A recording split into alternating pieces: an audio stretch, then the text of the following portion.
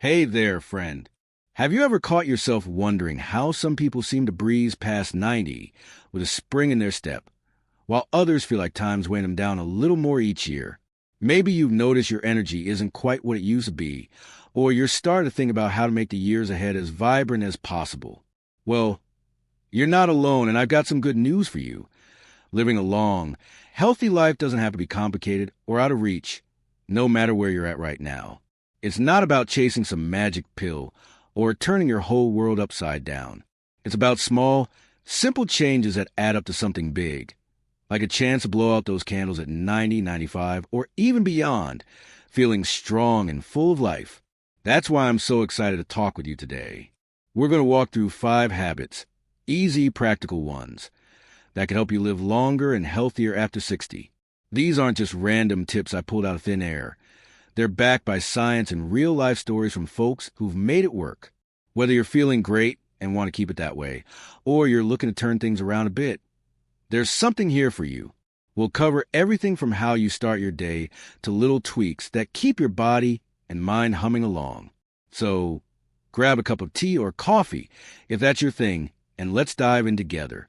Let's start with the first habit, because it's one you can begin doing the second you wake up tomorrow morning. It's all about getting a little sunshine on your face. I know, it sounds almost too simple, right? But hear me out. Spending just 10 or 15 minutes outside in the morning light does wonders for your body. There's something called your circadian rhythm. It's like an internal clock that tells you when to feel awake and when to wind down. As we get older, that clock can get a little wonky, and that's where the sun comes in. It resets everything, helping you sleep better at night and feel more energized during the day. Plus, it's a natural way to get some vitamin D, which keeps your bones strong and your immune system ready to fight off whatever comes your way. Now, you don't need to hike a mountain or anything crazy. Just step onto your porch, water a plant, or take a short stroll around the block. I've got a friend, Mary, who's 72, and she swears by this. She started sitting on her balcony with her morning coffee every day, and she says it's like her whole day got a boost. She sleeps like a rock now, and she's even noticed her mood's brighter. Studies back this up too. They say regular sunlight can lower your risk of heart trouble and keep your energy up, which is huge for sticking around past 90. So, tomorrow, why not give a shot? Open the curtains, step outside, and let that sunshine work its magic. Now that we've got your morning off to a good start, let's talk about the second habit, moving your body, but not in the way you might be thinking. You don't need a gym membership or a fancy treadmill to make this work. This is about finding ways to move that feel good to you for about 20 or 30 minutes a day. Maybe it's a walk with a neighbor, dancing to your favorite oldies in the living room, or even stretching while you watch TV. The point is, it's less about breaking a sweat and more about keeping your joints loose, your heart happy, and your muscles from getting stiff. I love hearing stories about this one. My Uncle Jim, who's 68, started walking his dog a little longer each day. Not because he wanted to work out, but because his pup wouldn't let him sit still. A year later, he's dropped a few pounds. His doctor says his blood pressure's better, and he's got this pep in his step I haven't seen in years. Science agrees. Regular movement like this can cut your risk of things like diabetes and even add years to your life. It's not about being perfect. It's about consistency.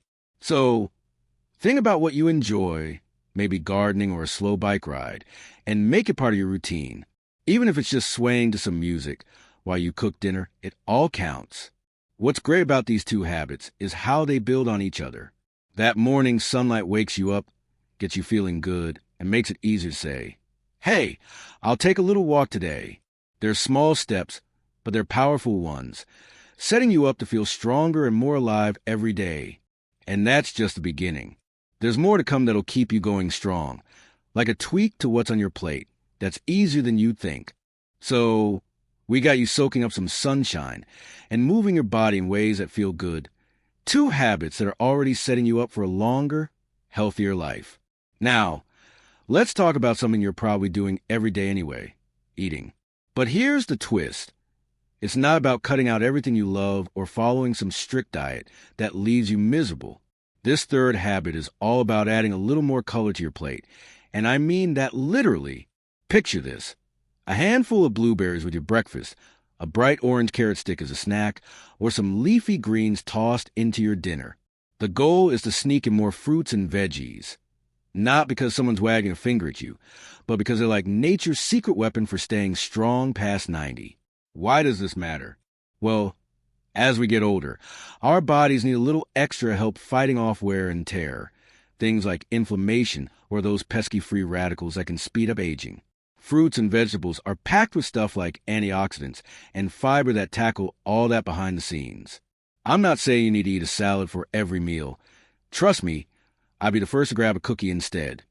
But even small swaps can make a big difference. My neighbor Linda, who just turned 67, started throwing a few berries into her yogurt every morning. She didn't think much of it at first, but now she says her digestion's smoother, and she's got more zip to keep up with her grandkids. Research backs this up too. Folks who eat more of this colorful stuff tend to have lower risks of heart trouble and even live longer.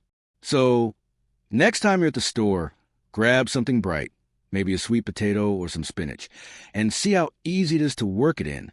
It's less about rules and more about giving your body a little love.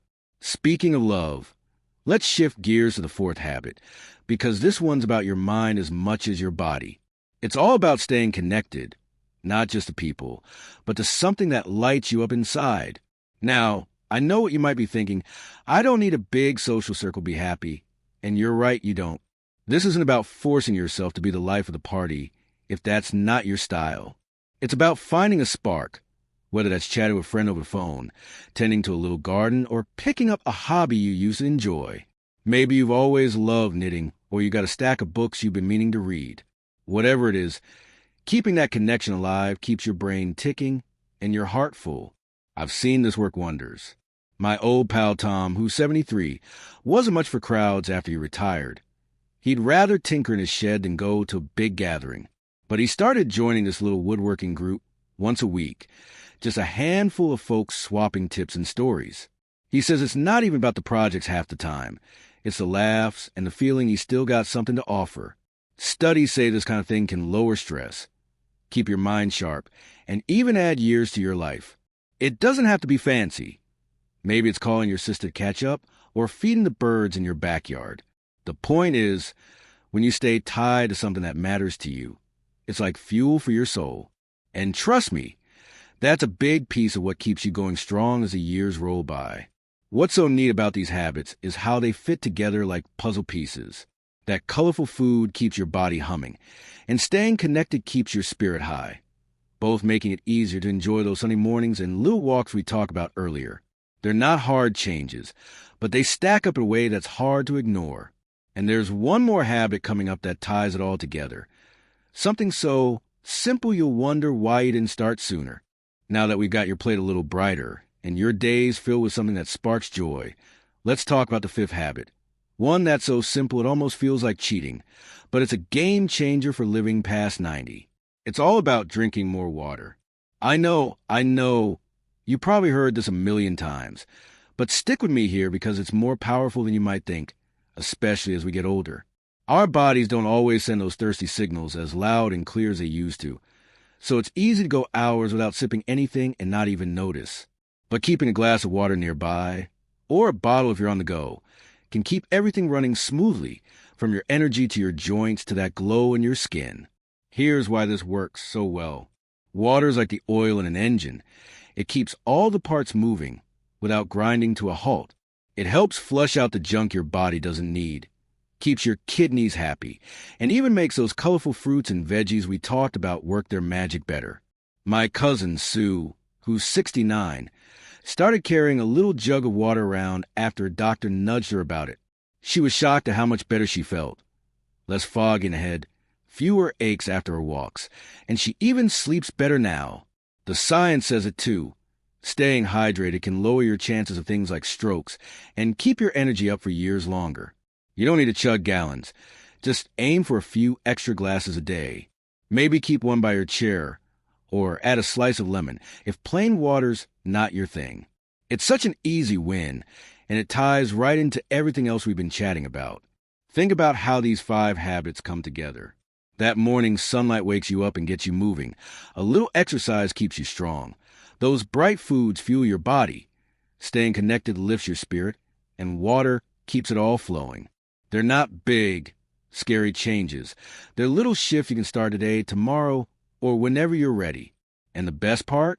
They don't just add years to your life. They add life to your years. Imagine feeling good enough to chase after grandkids.